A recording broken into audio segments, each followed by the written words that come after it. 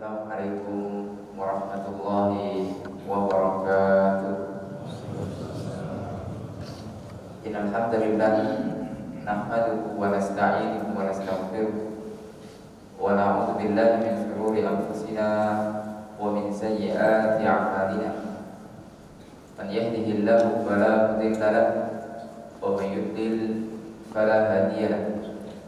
Asyhadu an la ilaha illallah wahdahu la syarika lahu wa asyhadu anna Muhammadan 'abduhu wa rasuluh. Qala Allah tabaraka wa ta'ala, ya ayyuhalladzina amanu taqullaha haqqa tuqatih wa la tamutunna illa wa antum muslimun. Alhamdulillah, kita bersyukur kepada Allah Subhanahu wa ta'ala yang telah memberikan kepada kita kesempatan berupa waktu yang luang, kesehatan.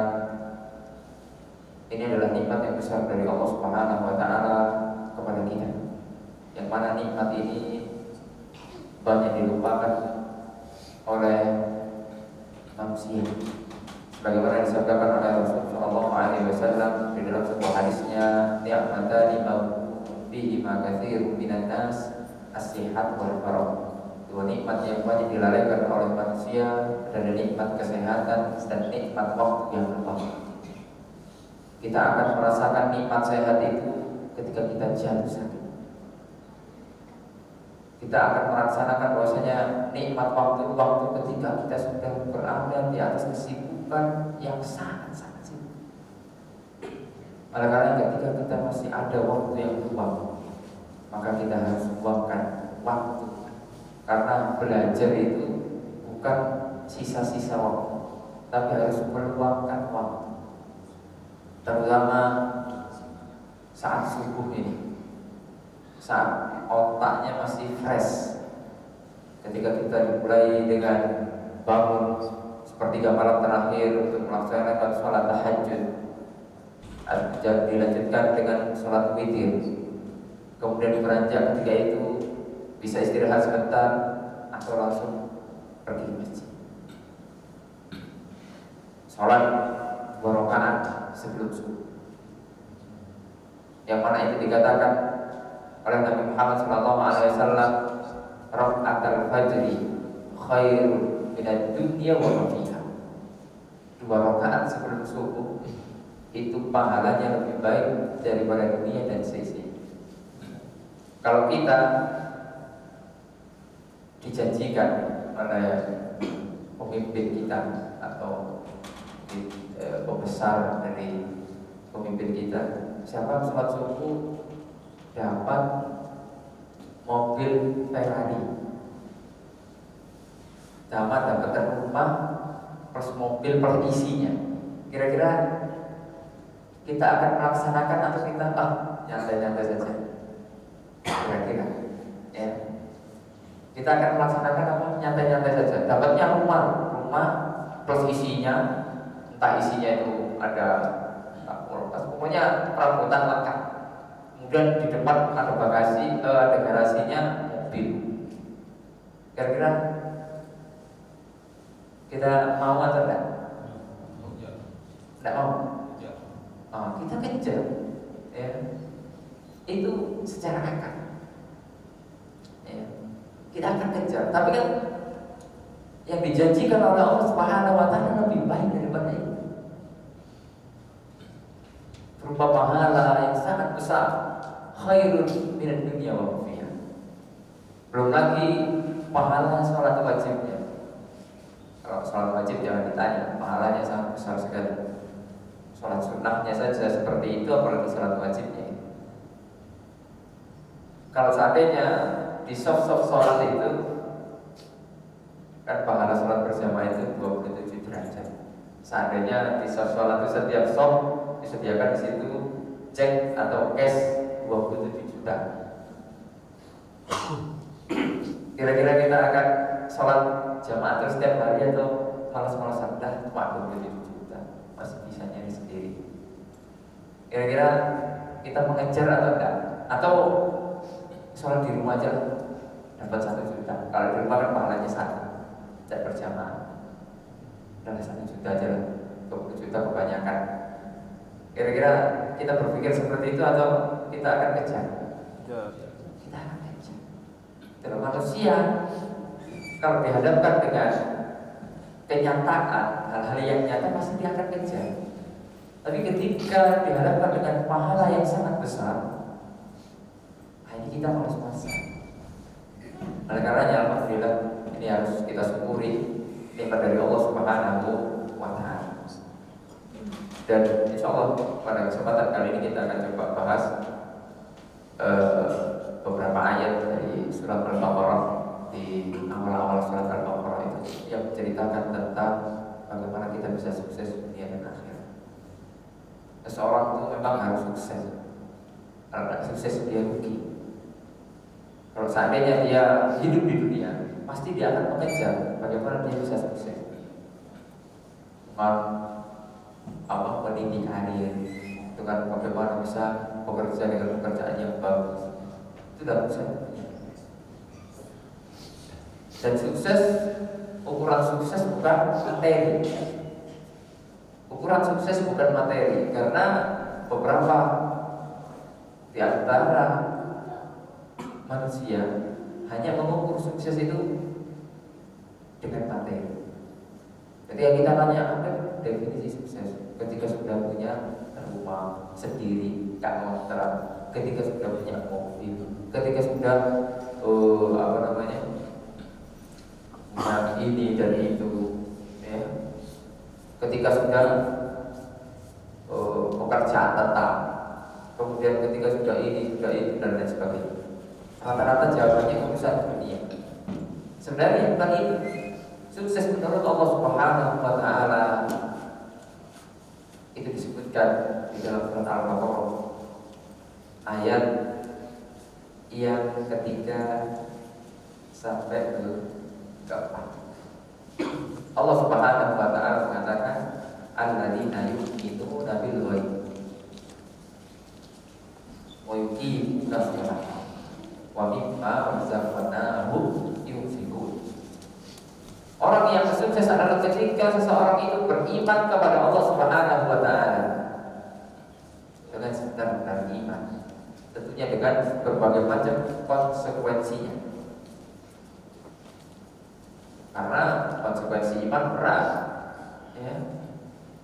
Bagaimana ada seorang yang datang kepada Nabi Muhammad SAW, ya Rasul, saya tidak akan bertanya kepada siapapun selain engkau, berilah aku amalan yang lengkap, komplit. Maka Nabi Muhammad SAW menjawab, Qul amantu billah tsumma istaqim. Katakanlah bahwasanya saya beriman kepada Allah, kemudian istiqomah. Berarti kalimat iman ini beratnya, ya. Kalau sekarang kita paling ujiannya tidak seberat orang-orang terdahulu. Dahulu para sahabat itu mempertahankan keimanan sebagaimana diceritakan di dalam sejarah dan ditulis oleh para ulama di dalam sejarah tentang keimanan para sahabat. Bilal bin Rabah itu mempertahankan tauhid, mempertahankan keislamannya, keimanannya itu diseret berjalan-jalan agar dia murtad. Khabbab bin Amr, ya, itu disiksa dengan berbagai macam siksaan. Sumayyah itu ditusuk kemaluannya dengan besi sampai tembus. Apakah mereka mundur dari keimanannya? Tidak.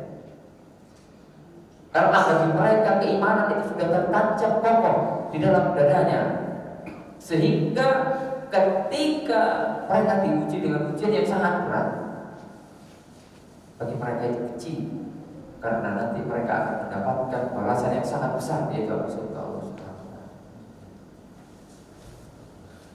Paling mereka rasakan sakit sebentar saja. Belum lagi mereka korbankan, para sahabat yang lain korbankan nyawa mereka untuk membela Islam. Islam dengan melakukan berbagai macam jihad yang disyaratkan oleh Allah Subhanahu wa taala dan Rasul. Karena keimanan sudah tertancap kokoh di dalam dada-dada mereka. Rasul Shallallahu Alaihi Wasallam ketika awal-awal dakwah itu mereka didakwai oleh Rasul Shallallahu Alaihi Wasallam dengan tauhid. Sehingga ketika tauhid, ketika keimanan itu sudah tertancap kokoh, maka mereka dengan mudahnya menerima kebenaran, menerima syariat Allah Subhanahu wa taala yang datang berikutnya. Syariat jihad itu belum disyariatkan ketika di Mekah. Selama Rasul Shallallahu Alaihi Wasallam berdakwah 13 tahun di sana. Barulah ketika umat Islam kuat, barulah sekarang jihad itu dikumandangkan. Peperangan demi peperangan dimulai dari peperangan Badar, yang mana kaum muslimin itu jumlahnya masih sedikit. Oleh karenanya peperangan Badar itu adalah peperangan antara hidup dan mati, sampai-sampai disebutkan di dalam sejarah oleh Safiur Rahman Al-Mubarakfuri di dalam kitabnya Rahikul Maktum, sebuah doa yang sangat masyhur dari Rasulullah SAW. Ya Allah, jika tidak Engkau menangkan umat Islam pada peperangan ini, Engkau tidak akan disembah selama-lamanya di muka bumi ini. Itu artinya umat Islam akan habis. Akan tetapi Allah Subhanahu wa taala dengan kekuasaannya memberikan kemenangan kepada kaum muslimin di perang Badar. Sehingga sampai sekarang Allah Subhanahu wa taala masih disembah. Ini luar biasa keimanan. Belum lagi di peperangan yang lain, para sahabat itu cari mati. Kalau orang kafir berperang itu takut mati, tidak mau mati. Tapi kalau umat Islam yang berperang, para sahabat dahulu berperang itu cari mati. Karena bagi mereka ketika mati di jalan Allah Subhanahu wa taala maka syahid. Ketika syahid, ya, apalagi balasannya mereka surga Allah Subhanahu wa taala. Jadi keimanan ini adalah kunci sukses seseorang. Makanya kita harus berusaha untuk menjaga keimanan kita. Kita berdakwah masuk ke pedalaman itu, miris melihat saudara-saudara kita yang ada di dalam. Mereka masuk misionaris, orang-orang dari orang-orang kafir untuk memiliki proyek untuk apa?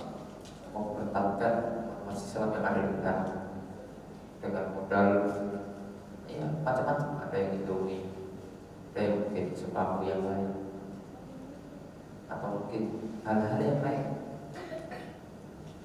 Mereka karena kekurangan atau iman belum masuk tertancap di dalam dada mereka, keimanan mereka dijual ya dengan itu, atau mungkin dengan hanya apa dan ini dan itu yang harganya sangat murah sekali, atau mungkin hanya dengan uang. Boleh yang kita bayangkan ya, orang proyek orang kafir, maka yang kita minta kepada Allah Subhanahu wa taala, walaupun kita indah buat muslim, jangan sampai kita mati kecuali kita mati dalam keadaan Islam tauhid. Karena kalau orang mati di atas kekafiran, maka dia khalidina finnar, dia akan kekal selama-lamanya di dalam neraka. Karena iman ini adalah bekal yang paling dahsyat. Kemudian tidak cukup dari itu, di sini diwakili dengan al-iman bil ghaib. Al-iman bil ghaib, beriman dengan hal-hal yang gaib. Karena banyak perkara-perkara dari keimanan itu adalah perkara-perkara yang gaib. Kita beriman kepada Allah Subhanahu wa taala. Itu gaib atau tidak? Gaib. Kita beriman kepada malaikat. Gaib atau tidak? Gaib. Tidak nampak kita. beriman dengan kitab-kitabnya yang nampak pada kita Al-Quran. Ada kitab-kitab sebelumnya tidak nampak lagi. Ada Suhuf Musa, ada Zabur, ada Taurat, ya, ada Injil. Injil Taurat yang sekarang itu sudah banyak dirubah. Ya. Kemudian kita beriman kepada Rasul, terus para Rasul. Maka itu tidak kita nampak tidak? Tidak. Keberlangsungan zamannya. Rasul Shallallahu Alaihi Wasallam sudah meninggalkan kita 1442 tahun yang lalu. Ya, sekitar 14 abad lamanya. Kemudian al-iman bil yaumil akhir. Kita tidak tahu kapan kiamat, tidak tahu. Bahkan kalau ada orang yang mengatakan kiamat hari ini itu adalah dusta, palsu, hoax. Kita tidak tahu hari yang baik. Kemudian bagaimana kita bisa beriman dengan kejadian-kejadian setelah kita mati, azab dan nikmat. Kemudian nanti kita dibangkitkan, kemudian nanti kita dihidup, dihisab oleh Allah Subhanahu wa taala, ditimpang. Lalu kemudian kita entah nanti kita masuk telaga Nabi Muhammad SAW atau tidak. Karena nanti umat Islam akan melihat telaga Nabi Muhammad SAW, Al-Khawf. Tetapi tidak semua umat Islam bisa minum telaga Khawf. Orang-orang yang menyelisih sunnah, yang tidak berpegang teguh di atas sunnah, maka akan ditolak oleh Nabi Muhammad SAW. Tak boleh minum. Yang boleh minum adalah orang-orang yang bertauhid, orang-orang yang memegang sunnah Nabi Muhammad SAW. Dan digambarkan bahwasanya telaga Nabi Muhammad SAW airnya itu putih, lebih putih daripada susu. Rasanya manis, lebih manis daripada madu. Karena siapa yang minum seteguk air dari telaga Nabi Muhammad SAW, lam yatma abada, tidak akan haus selama-lamanya. Kemudian belum lagi nanti kita dikontorong, ya, sirah, ya, melewati jembatan.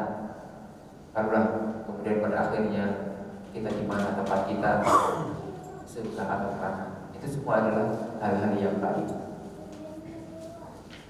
Jadi adalah kunci sukses. Yang pertama adalah kita menjaga keimanan. Menjaga keimanan ini hubungan kita dengan Allah Subhanahu wa taala. Kalau digabungkan antara iman dan Islam, kalau Islam adalah perkara-perkara yang zahir, perkara-perkara yang nampak, itu Islam. Islam tingkatannya lebih rendah daripada iman. Iman tingkatan yang kedua. Kemudian tingkatan yang paling tinggi pada diri seseorang adalah ketika dia sudah mencapai derajat ihsan.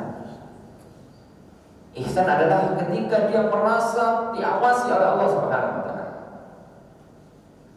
Ata'budallaha ka'annaka tarahu fa in lam takun tarahu fa innahu yarah. Kalian beribadah kepada Allah seakan-akan kalian melihat Allah Subhanahu wa taala. Tapi kalau tidak demikian, ketahuilah bahwasanya Allah Subhanahu wa taala melihat kalian. Adapun iman itu adalah perkara-perkara batin. Kalau Islam tadi perkara-perkara zahir, karena yang kita lakukan sholat zahir nampak, puasa nampak, haji apalagi nampak, zakat nampak, kita mengeluarkan harta kita, ya, nampak, syahadat nampak, kita mengucapkan kata syahadat. Ya. Kemudian yang berikutnya adalah tidak cukup dengan kita hanya beriman, meyakini, tapi harus ada realisasi. Allah Subhanahu wa taala melanjutkan wa yuqimuna shalah. Orang-orang kalau pengen sukses mengerjakan amalan-amalan yang disyariatkan oleh Allah Subhanahu wa taala. Dan di sini oleh Allah Subhanahu wa taala diwakili dengan salat. kunci sukses yang kedua adalah yang kedua adalah hubungan, kita menjaga hubungan dengan Allah dan menjaga hubungan dengan manusia. Hubungan dengan Allah diwakili dengan apa? Sholat. Wa yuqimuna. Kenapa kok sholat? Kenapa gak yang lain aja? Dalam sebuah hadis Nabi Muhammad mengatakan, awwal ma yuhasabu bihil abdu yaumal qiyamah sholat. Pertama kali amalan yang akan dihisab oleh Allah Subhanahu wa taala adalah sholatnya. In salahat faqad anjaha wa aflah. Kalau sholatnya baik, dia telah sukses, telah beruntung. Maka Rasulullah SAW. Karena kita harus menjaga sholat. Sholat ini amalan yang sangat penting. Karena orang yang meninggalkan sholat, keislamannya diperselisihkan oleh para ulama. Orang yang meninggalkan sholat dengan sengaja, ya, keislaman dia diperselisihkan oleh para ulama antara kafir atau tidak. Bayangkan, ya, masa iya itu sudah menjadi aib ketika keislaman kita diperselisihkan. Kalau mengingkari kewajiban sholat, sudah tidak ragu lagi kafir. Tapi ketika dia sholat malas-malasan, nggak sholat karena malas-malas, ini yang diperselisihkan para ulama. Ada yang mengatakan tidak kafir, ada yang mengatakan kafir. Maka ini adalah sesuatu hal yang besar. Oleh karenanya Al-Imam Ibnu Qayyim di dalam beberapa kitabnya mengatakan dosa meninggalkan sholat itu lebih besar daripada dosa berzina. Kan? Berzina itu dosanya besar atau tidak? Besar. Ya. Lebih besar lagi dosa meninggalkan sholat. Kan? Ya. Oleh karena yang salah ketika orang tua kita melihat anak kita punya anak gadis atau kita punya anak laki-laki yang sudah dewasa berzina di depan kita, belum nikah. Kira-kira kita sebagai bapak lanjutkan atau kita marah atau lanjutkan? Pasti marah. Kita sebagai pemimpin rumah tangga tidak rela anak kita disentuh oleh orang kecuali dia sudah menikah. Itu yang harus kita tanamkan. Apalagi kita sebagai kepala rumah tangga, ar-rijalu qawwamuna 'alan nisa. Laki-laki adalah pemimpin bagi wanita. Belum lagi Allah Subhanahu wa taala berfirman, ya ayyuhalladzina amanu qu anfusakum wa ahlikum nar. Wahai orang-orang yang beriman, jagalah diri kalian dan keluarga kalian yang benar. Pasti seseorang yang fitrahnya lurus, memiliki akal yang waras, maka dia akan melarang itu. Akan tetapi realita banyak sekarang malah orang-orang tua mengajarkan atau rela anaknya berzina. Oh iya, ya. Ada orang datang laki-laki pergi ke rumahnya, jemput anaknya, diajak beriman, boncengan, pada menikah. Oh iya lah, bawa aja lah. Pak, isi Pak, bawa anaknya Pak, mau putar-putar di alun-alun, mau malam mingguan Pak. Iya silakan anak, jangan malam-malam ya. Stop. Ya. The youth, orang seperti ini adalah the youth. Orang yang tidak memiliki kecemburuan. Yang mana dikatakan oleh Nabi Muhammad SAW, la yadkhulul jannah the youth. Tidak akan masuk surga the youth. Orang-orang yang tidak memiliki kecemburuan kepada keluarganya, yang rela melihat kemaksiatan terang-terangan di keluarganya, terutama dilakukan oleh istri dan anak-anak. Jangan sampai kita seperti itu. Ketika ada orang datang, Pak, mau ngajak anaknya ulang, atau saya ambilkan parang, tangan, ya. Tinggalkan atau halalkan. Itu jadi prinsip. Nah, kalau kita sedemikian marah ketika anak kita berzina di depan kita, akan tetapi realita zaman sekarang melihat anaknya santai-santai meninggalkan sholat, tidak ada marah. Padahal anaknya sudah wajib sholat. Kita berhak marah karena marah jika dilakukan karena Allah. Ketika melihat kemungkaran itu disyariatkan. Jangan kita diam saja. Apalagi kita memiliki kekuasaan sebagai pemimpin rumah tangga. Kita perintahkan. Tetapi dia perintahnya dengan ayo kita ke masjid. Kalau dia laki-laki, kalau perempuan, nah jangan lupa sholat. Jadi itu yang harus kita tanamkan pada anak-anak kita, pada istri kita. Jangan lupa sholat. Oleh karenanya, masyarakat muslim yang beriman Allah, ini adalah perkara yang sangat penting. Ketika orang memiliki jabatan yang tinggi, harta yang berlimpah, kemudian di masyarakat dia terpandang, akan tapi dia meninggalkan salat, ketahuilah dia bukan orang yang sukses. Bukan orang yang sukses di hadapan Allah Subhanahu wa Ta'ala. Karena meninggalkan sholat itu dosanya besar, diperselisihkan keislamannya. Lalu kemudian Allah Subhanahu wa Ta'ala melanjutkan, wa mimma razaqnahum yunfiqun. Kalau tadi hubungan antara manusia dengan Allah, ini adalah hubungan hamdu binanas, antara manusia dengan manusia, diwakili dengan apa? Sedekah. Sedekah ini arti besar, ya, mengeluarkan apa yang direzekikan oleh Allah kepada kita, kepada sesama yang membutuhkan. Infak, membantu. Allah Subhanahu wa Ta'ala mengatakan wa ta'awanu 'alal birri wat taqwa. Jadi jangan pelit, ya, rajin sholatnya, akan tetapi dia menahan hartanya, pelit sekali. Bahkan tidak mau mengeluarkan zakat. Sudah wajib dia zakat, tapi tidak dikeluarkan. Di dalam surat At-Taubah itu ancaman Allah Subhanahu wa Ta'ala sangat keras bagi orang-orang yang tidak membayar zakat. Ya.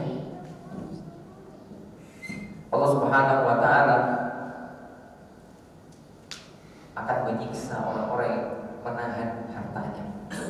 Padahal dia sudah wajib, akan disetrika punggungnya oleh Allah Subhanahu wa Ta'ala. Bayangkan, ya. Oleh karenanya, masyarakat muslimin rahimani wa rahimakumullah, kita harus perhatikan, ya. Di dalam surat At-Taubah ayat yang ke-34 sampai ke-35, walladzina yaknizuna adh-dhahaba wal fiddah, orang-orang yang menyimpan emas perak. Kalau dahuluan adanya emas perak, alat transaksi dahulu emas perak, dinar dirham, ya. Kalau uang sekarang dikiaskan dengan emas, ya, ataupun bisa dengan perak. Wala yunfiqunaha fi sabilillah, dan dia tidak mengeluarkan harta tersebut di jalan Allah Subhanahu wa Ta'ala.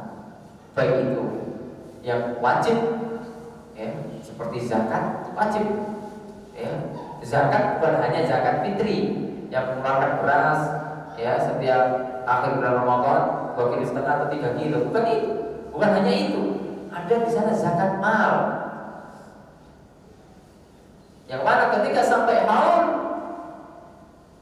ya, sampai pada jumlah yang ditentukan di nisab dan haul sudah berjalan 1 tahun, maka wajib dikeluarkan. Akan tetapi kalau orang-orang yang menyimpan hartanya tidak mau mengeluarkan, maka Nabi Allah Subhanahu wa Ta'ala mengatakan fabasyirhum bi'adzabin alim. Berikanlah kepada mereka bahwasanya, beritahulah kepada mereka bahwasanya mereka akan mendapatkan adab yang sangat Yauma yuhma 'alaiha fi nari jahannam. Kemudian mereka akan dibakar di neraka jahanam. Fatukwa biha jibahuhum wa junubuhum wa dhuhuruhum. Disetrika punggung mereka. Bayangkan. Maka jangan menjadi orang-orang yang bakhil, karena menjadi orang-orang yang dermawan itu tidak ada ruginya. Rajin sedekah tidak akan membuat miskin. Yang mengabarkan bukan saya, tapi Nabi Muhammad SAW.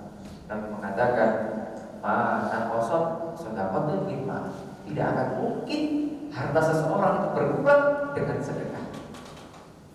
Tidak akan mungkin, tidak ada sejarahnya orang sedekah kemudian miskin. Tidak ada. Langsung jatuh miskin, bangkrut, tidak ada. Justru banyak orang yang bangkrut karena dia jarang sedekah, atau dia melakukan cara-cara praktek-praktek usahanya dengan cara-cara yang haram, bermuamalah dengan riba dan lain sebagainya. Oleh karenanya ma'asyiral muslimin rahimahumullah, apalagi kalau ada proyek-proyek pembangunan masjid, ya kita harus keluarkan. Karena sebanyak apapun harta kita tidak akan mungkin ikut dikuburkan kepada kita. Dalam sebuah hadis Rasulullah SAW mengatakan, yatba'ul janazata thalathun. Jenazah itu ketika dia sudah mati akan diikuti oleh 3 hal. Yang pertama adalah maluhu, hartanya. Kemudian yang kedua ahluhu, keluarganya. Kemudian yang ketiga amaluhu, amalannya. Fayarji'u thnani, kedua hal akan kembali lagi ke rumah dia. Tidak akan mungkin ikut dikuburkan. Dia punya harta, punya mobil, punya rumah, gak mungkin rumahnya dibawa ke kuburan, gak mungkin mobilnya bawa ke kuburan, ikut dikuburkan, gak mungkin. Ataupun dia punya simpanan emas, berlian, ya 1 lemari, gak mungkin itu ikut dikuburkan. Begitu juga dengan hartanya, hak keluarganya. Tidak akan mungkin kita punya istri yang cantik, entah jumlahnya 1 atau lebih dari 1. Kita punya anak sebanyak apapun anak kita, ataupun kita punya anak semata wayang yang kita didik dari nol sampai dia dewasa, tidak akan mungkin mereka mau menemani kita walaupun 1 menit ikut dikuburkan. Akan mungkin. Kemudian siapa yang akan menemani kita nanti di dalam kuburan? Nabi mengatakan, satulah yang akan menemani kita di dalam kuburan, yaitu apa? Amalan kita. Inilah yang harus kita sekarang lakukan. Karena dunia ini adalah darul amal, tempat kita beramal saleh. Adapun nanti ketika kita sudah meninggal, tidak ada lagi amal. Yang ada nanti adalah jaza, balasan. Entah dibalas dengan yang baik atau dibalas dengan yang tidak baik. Ya, itulah sukses yang sesungguhnya. Ketika kita beriman, tauhid, kemudian beramal soleh. Beramal soleh ada 2. Hubungan dia dengan Allah, hablum minallah, harus baik. Menjaga sholatnya, menjaga amalan-amalan yang wajib. Kemudian hablum minannasnya juga baik. Jangan hanya baik pada Allah, kepada manusia tidak baik. Jangan hanya baik pada manusia, kepada Allah tidak baik. Harus seimbang.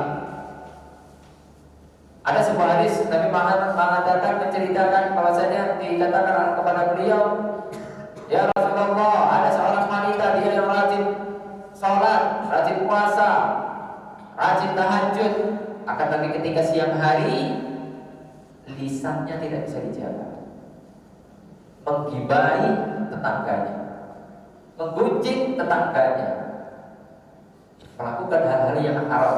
Maka apa kata Nabi? Dia fitnah, dia di dalam neraka.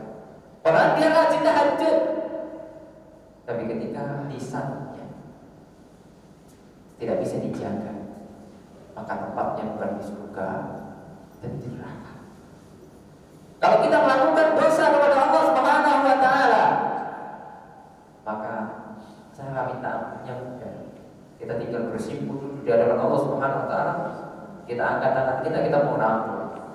Kalau kita berbuat zalim kepada manusia, ini yang sulit. Ini yang sulit. Kita melakukan kezaliman. Oleh karenanya, penghalang kita sukses yaitu yang pertama adalah zalim kepada Allah, yang kemudian yang berikutnya adalah zalim kepada manusia. Jadi kita telah melakukan kiat-kiat biar kita sukses. Kita juga harus meninggalkan penghalang-penghalang. Yang pertama adalah zalim kepada Allah, yaitu apa? Dengan berbuat syirik, menyekutukan Allah Subhanahu wa taala dengan selainnya. Dan ini adalah dosa yang sangat besar. Inna syirka la dzulmun. Sesungguhnya kesyirikan adalah dosa yang besar. Inna Allah la yaghfiru an yushraka bihi wa yaghfiru ma duna dzalika liman yasha. Allah Subhanahu wa taala tidak akan mengampuni dosa syirik. Allah akan mengampuni dosa selain syirik. Jika Allah Subhanahu wa taala berkehendak. Ya, oleh karenanya kemudian kita tidak boleh zalim kepada sesama manusia. Ya, kita jaga lisan kita dalam muamalah, kita tidak boleh zalim. Ya, karena zalim adzulmu dzulumatun yaumil qiyamah. Zalim adalah kegelapan pada hari kiamat. Jangan sampai kita menjadi orang-orang yang zalim. Ya, mengambil hak saudara kita tanpa tanpa cara yang benar. Ya, utang tidak bayar. Ini bermuamalah tapi tidak memakai cara-cara yang benar. Maka takutlah kepada Allah Subhanahu wa taala. Semoga dengan ini kita bisa meraih kesuksesan yang hakiki, yaitu ketika kaki kita menginjakkan surga Allah Subhanahu wa taala. Ketika kaki kita berpijak di surga Allah Subhanahu wa taala. Ini adalah kesuksesan yang hakiki. Inilah kesuksesan yang kita harapkan, yang kita mohonkan kepada Allah Subhanahu wa taala siang dan malam. Semoga Allah Subhanahu wa taala memberikan kepada kita taufik, pertolongan, ya, sehingga kita bisa istiqomah. Ya muqallibal qulub, tsabbit qulubana ala dinik. Wahai Zat yang maha membolak-balikkan hati, kokohkanlah, tetapkanlah hati-hati kami di atas keimanan, di atas agama. Jangan sampai kita mati kecuali di atas tauhid, kecuali di atas sunnah, di atas agama yang hak, yaitu agama Islam. Demikianlah yang bisa kita sampaikan. Kurang lebihnya mohon maaf. Ya. Apabila bisa saya jawab, tidak. Mungkin sedikit lah. Ada yang ngomong tadi dalam waktu seru ya? Ya. Ya. Masih ada 15 menit.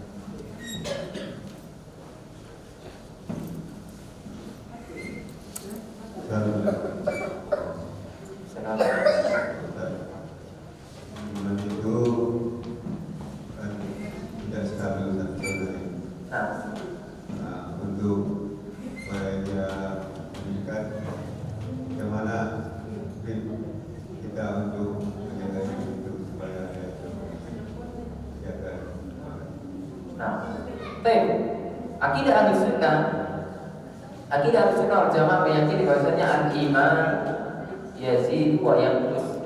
Iman itu bertambah dan berkurang. Itu akidah Ahlussunnah wal Jamaah.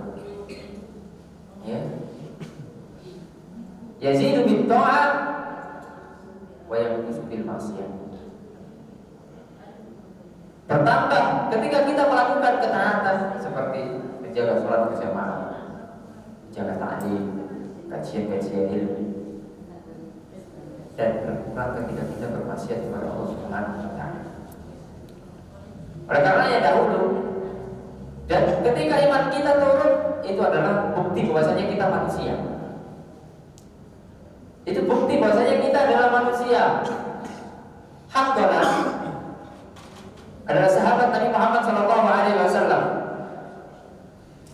Ketika berada di tengah-tengah Nabi Muhammad SAW, seakan-akan di depannya adalah surga. Keimannya full, ya, baterainya 100%. Akan tapi ketika balik lagi ke keluarganya, bercengkrama dengan anak-anaknya, imannya mulai turun. Sehingga Hamdullah curhat kepada Abu Bakar. Siapa yang tidak kenal Abu Bakar? Yang mana kalau iman Abu Bakar itu ditimbang dengan imannya umat setelah beliau. Ini Abu Bakar, imannya Abu Bakar. Ini imannya semua kaum muslimin setelah zamannya Abu Bakar. Maka masih berat ini, menunjukkan betapa besarnya iman Abu Bakar. Ketika Abdullah ini curhat kepada Abu Bakar, berbicara tentang masalah tadi, kalau di hadapan Nabi imannya full, tapi kalau udah kembali lagi ke keluarganya atau mungkin lagi kerja, dia apalagi kerjanya di pasar, imannya tuh. Abu Bakar ketika dicurhati seperti itu, beliau malah bilang gitu, kok sama? Kok sama? Mana juga begitu. Apakah kita ini termasuk orang munafik? Ayo kita bertanya kepada Nabi Muhammad SAW. Akhirnya mereka berdua datang kepada Nabi Muhammad SAW. Ya Rasul, keadaan iman saya demikian. Ya begitulah. Maka dia mengatakan saat. Semua itu ada waktunya. Akan tapi bagaimana menjaga keimanan kita agar stabil? Maka kita jauhi kemaksiatan. Pintu-pintu maksiat kita jauhi. Ya. Di dalam sehari kita terus bisa menambah keimanan. Ketika adzan berkumandang, tinggalkan semua dunia. Pergi ke kamar mandi atau ambil wudu, lalu berangkat ke masjid. Itulah yang Allah Subhanahu wa taala tetapkan kepada umat Islam untuk menjaga sholat 5 waktu. Dari situlah kita bisa menjaga, menstabilkan iman kita. Apalagi ketika ditambah lagi ada pengajian ilmu, habis maghrib, habis subuh, naik lagi. Belum lagi nanti kalau di rumah nyimak ngajinya anak-anak, ataupun kita ngajari anak istri, ataupun kita baca buku Islam, ya, naik lagi. Atau sekarang sudah zamannya ada zutup, ya, ada zamannya, tapi zutupnya jangan macam-macam, ya. Yang didengar ada kajian ilmu, maka keimanan kita bertambah. Ya, itulah yang harus kita jaga, ya, sehingga iman kita stabil. Kalau kita sudah mulai lalai, kita istighfar kepada Allah SWT. Kita mohon ampun, ya, karena manusia pasti akan melakukan dosa. Oleh karenanya, sebaik-baik orang yang terbaik itu adalah bukan orang yang tidak pernah melakukan dosa, bukan.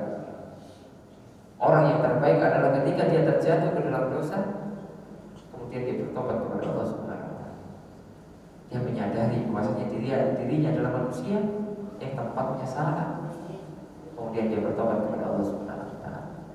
Nabi Muhammad SAW mencontohkan kepada kita, inni la astaghfirullah fil yaumi 70 marrah.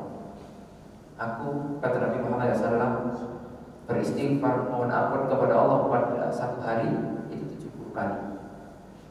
Padahal Nabi Muhammad SAW masuk dijaga dari dosa oleh Allah SWT. Akan tapi beliau mencontohkan kepada umatnya bahwasanya kita harus terus mohon ampun kepada Allah Subhanahu wa taala. Itulah yang bisa menjaga, menstabilkan keimanan kita. Ya, Allah taala.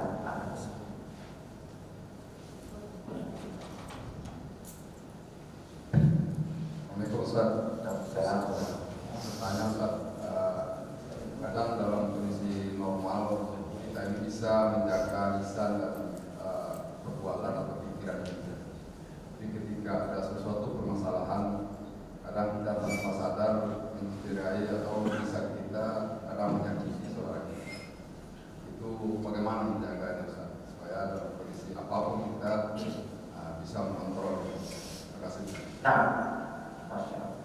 Itulah manusia. Itu tadi kembali lagi bahwasanya kita ini manusia, ya.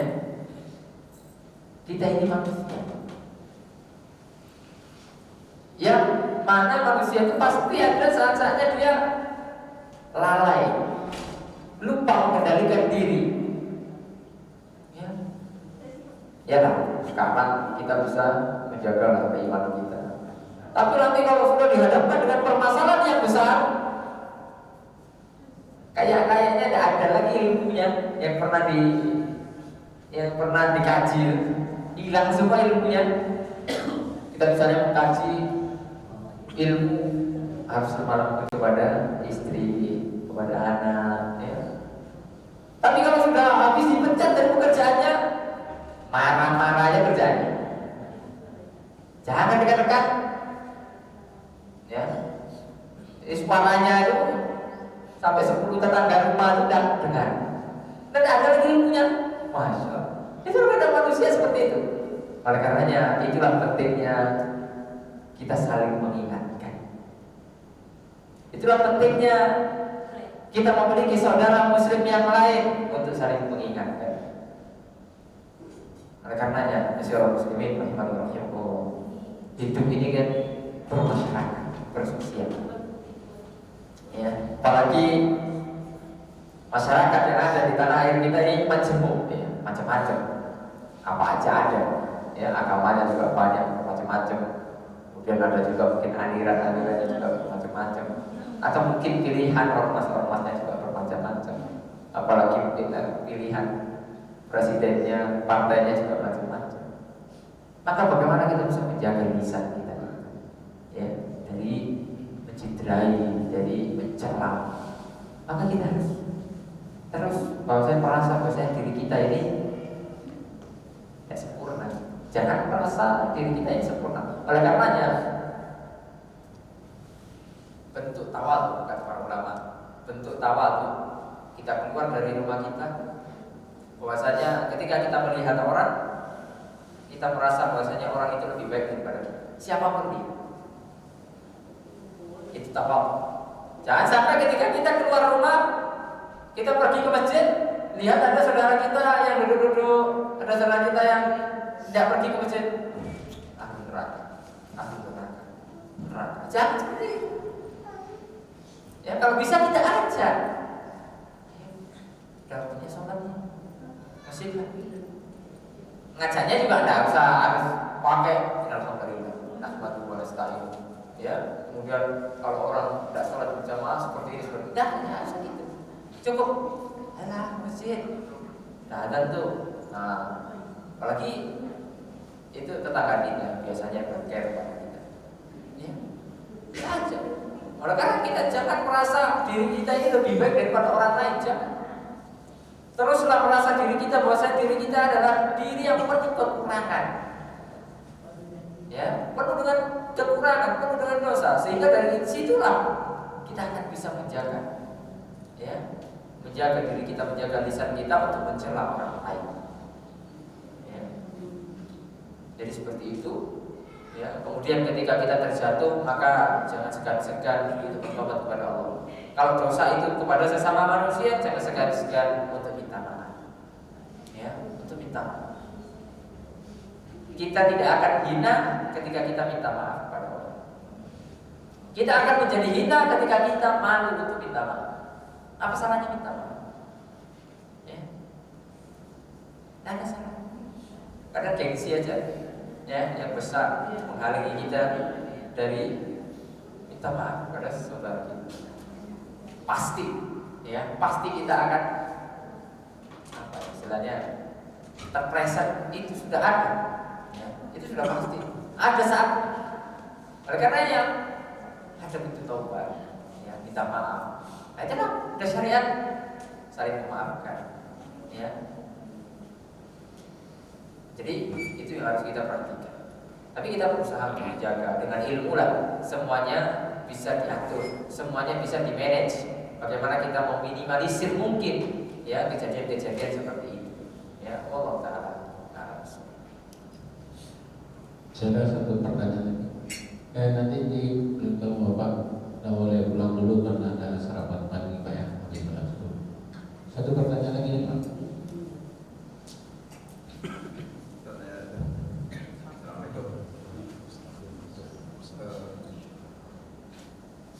Bertanya tentang bagaimana catatan kita yang sudah ada di Lauh Mahfuz, apakah itu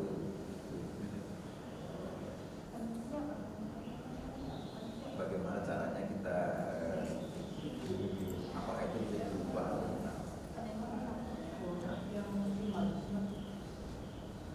Ubah catatan belum bisa. Ya, catatan kita sudah dicatat oleh Allah Subhanahu wa taala 50.000 tahun ya sebelum kita diciptakan. Maka kewajiban kita adalah bukan untuk mengetahui catatan itu. Ya, akan tetapi kewajiban kita adalah bagaimana kita bisa terus istiqomah di atas kebaikan. Ya. Kalaupun kita diwajibkan untuk mengetahui catatan-catatan khusus saja. Ya, kita tidak dibebankan oleh Allah Subhanahu wa taala pada hal-hal yang kita tidak mampu. Ya, termasuk hal tersebut kita tidak mampu, tidak tahu kita catatan kita yang mana. Ya, kita min ahlin nar atau min ahlil jannah. Tidak tahu. Akan tetapi Allah Subhanahu wa taala berikan kita apa? Kemampuan untuk memilih. Al-ikhtiyar. Ya, al-ikhtiyar. Kita disuruh untuk milih. Bapak bisa aja sekarang memilih tidak ke masjid, bisa nggak Pak? Bisa kan? Tidak dengar azan, bisa aja milih itu. Bisa aja Bapak milih melawan ngantuk, wudu berangkat ke masjid. Dia diberi ikhtiar oleh Allah Subhanahu wa taala. Inilah kaitannya kita membahas keimanan kepada takdir. Ya.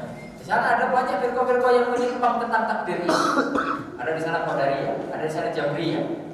Ya, kalau kita jabarkan banyak sekali. Ya. Ada orang yang mengatakan bahwa dirinya jadi berdalil dengan takdir.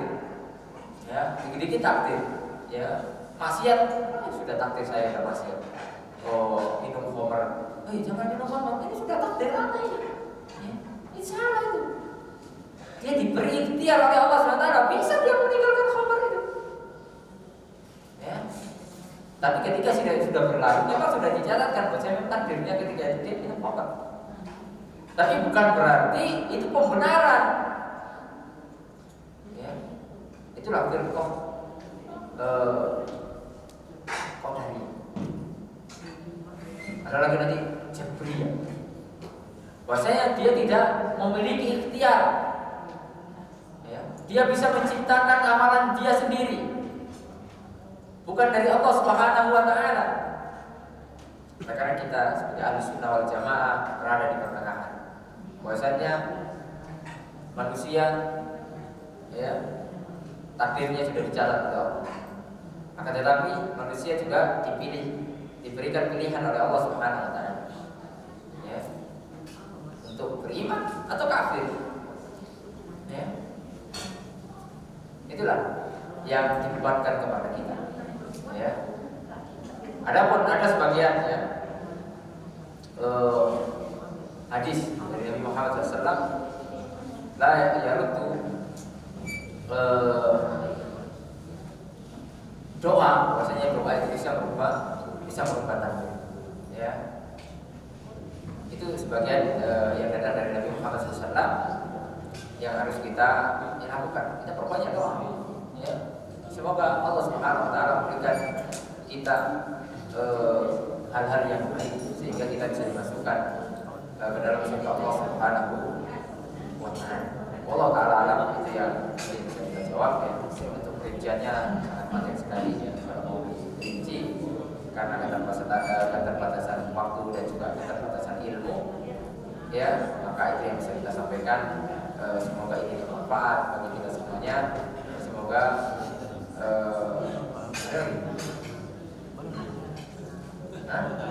gitu. Satu lagi. Polres.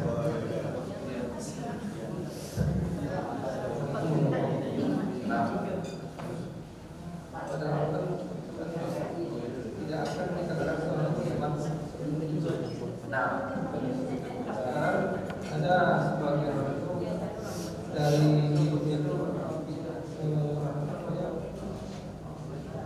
tenang ya dalam kehidupannya, tidak ada kesusahan ekonomi, dan anak-anaknya pun istilahnya kalau kita lihat seperti anak itu dia itu istilahnya jadi termasuk panutan dari masyarakat. Keimanan. Nah, dia menunjukkan. Jadi kita menilai itu tidak ada ujian dari Allah. Dan dia itu kalau kita lihat keimanan itu cukup. Itu bagaimana? Nah, karena kita salah memaknai ujian. Kita memaknai ujian kepada hal-hal yang buruk. Padahal kebaikan itu juga ujian. Wa nabluwakum bil khairi wasyarri fitnah. Kami akan menguji kalian dengan keburukan dan kebaikan. Jadi antum sekarang ini ujian apa? Diuji. Diuji apa? Oh, lawan. Apa? Rasa ria. Diuji, jangan pikir antum datang ke masjid tidak diuji. Diuji oleh Allah SWT. Apakah akan merasa dirinya paling baik, paling soleh atau tidak? Diuji. Ya, diuji. Menjaga keikhlasan berat. Ya, berat sekali. Ya, oleh karenanya Imam Ahmad ini kalau kita bicarakan macam Imam Ahmad ini keliling dunia itu 2 kali. Siapa sini yang pernah keliling? Ada yang pernah keliling dunia sini? Paling Duri, Pekanbaru, ya, apa lagi? Bermain. Ya itu aja. Ya. Kalau Imam Ahmad ini keliling dunia, tapi kelilingnya bukan apa? Liburan, cari hadis untuk ilmu. Sekarang kitabnya Imam Ahmad itu dibukukan, sekarang dicetak, itu panjangnya hampir 2 meter, 52 jilid. Itu judulnya Musnad Imam Ahmad. Kemudian Imam Ahmad itu dijuluki dengan Imam Ahlussunnah wal Jamaah. Kenapa? Karena pada zaman Imam Ahmad itu banyak ujian. Fitnah khalqul Quran. Al-Quran dikatakan oleh orang-orang Mu'tazilah itu sebagai Al-Quran ini makhluk. Padahal akidah Ahlussunnah bahwasanya Al-Quran ini adalah kalamullah, bukan makhluk. Banyak lagi ujian-ujian sehingga beliau di penjara, disiksa oleh pemerintahan ketika itu.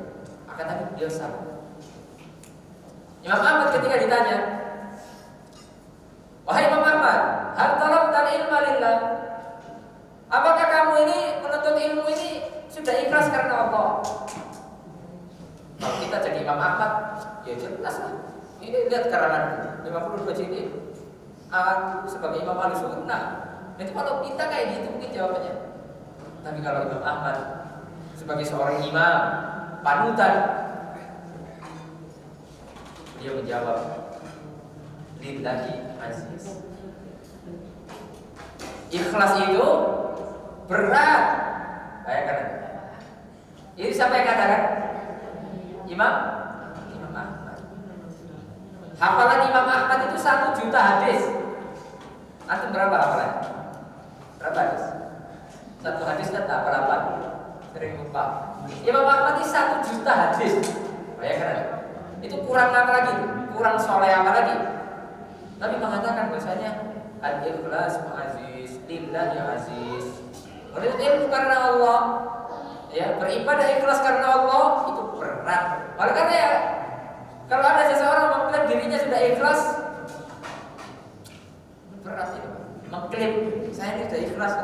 Ada ikhlas tak? Ada ikhlas. Berat Pak, ikhlas itu berat. Ya, kata para ulama, Sufyan Ats-Tsauri beliau mengatakan ma'alajtu syai'an asyadda 'alayya min niyyati li'annaha tataqallabu 'alayya. Tidaklah aku mengobati sesuatu penyakit di dalam diriku lebih berat melainkan mengobati niatku. Kenapa? Niat itu bolak-balik. Kadang tidak benar, kadang niatnya salah. Nah, itu menunjukkan bahwasanya kita melakukan kebaikan itu diuji. Ya. Jadi kita harus meluruskan ya, bahwasanya ujian itu bukan hal-hal yang buruk. Ya, kita sakit, kita dapat musibah kecelakaan, kita bangkrut, kita miskin. Bukan hanya itu ujian. Orang kaya itu ujian juga. Bagaimana dia bisa istiqomah di atas kekayaannya? Dia bisa membantu fakir miskin. Dia bisa berinfak di jalan Allah. Dia sombong atau tidak? Nah, itu diuji. Orang sholat diuji tak? Diuji. Bagaimana dia mempertahankan kesolehannya? Bagaimana dia menjaga hatinya sampai bertemu dengan Allah Subhanahu wa taala? Ya. Jadi seperti itu ya. Jadi semuanya itu diuji. Pasti Allah Subhanahu wa taala menguji hambanya menurut yang terbaik ya. Bagi Allah Subhanahu wa taala, kebaikan-kebaikan, kesalahan-kesalahan seseorang itu diuji juga. Ya. Jadi itu yang bisa kita jawab. Semoga yang sedikit ini bermanfaat bagi kita semuanya. Kurang lebihnya mohon maaf ya, karena kekurangan ilmu ya, kesalahan-kesalahan yang kita lakukan.